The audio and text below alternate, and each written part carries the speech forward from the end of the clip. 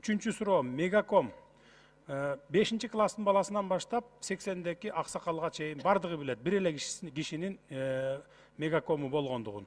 Ушуну баягы 49%-ын өзүнчө бөлүп коюп, 51-ин өзүнчө бөлүп коюп, бүгүнкү күнгө чейин маселе чечилбейт. Ушуну алып мамлекетке толук иштеткенге эркиңиз жетеби? Садыр Нургузович, бул маселени сиз экөөбүз көп жолу акылдашканбыз, сүйлөшкөнбүз, өзүңүздүн сиз доводдоруңузду айткансыз.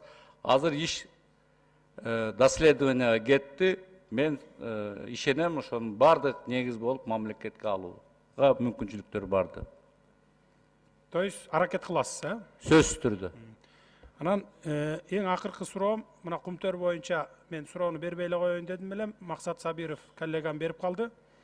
Кумтөр боюнча толук биз юридикалык жагын эл аралык нормаларга таяп туруп алып келип бердик. Тилекке каршы жогорку кеңештен өтпөй калды. Толук мамлекетке алуу боюнча.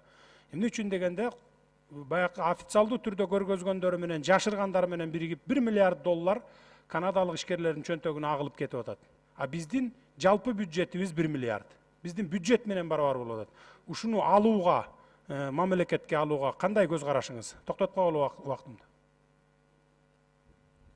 Садыр Нургузович, сиз өтө либералдуу предприниматель болуп иштеп жүргөн адамсыз, мен сизди жакшы билем.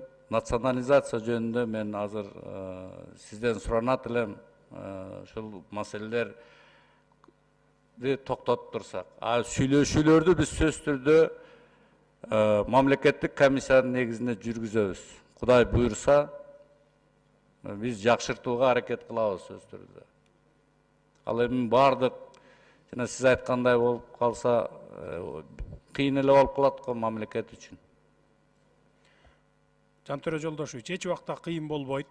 Себеби дегенде, баягы соттошобуз, утулуп калабыз деп атпайбы, 1 миллиард долларга утулабыз деп. 10 секунд. Эгерде алар 1 миллиардка утса, Таанышып атам.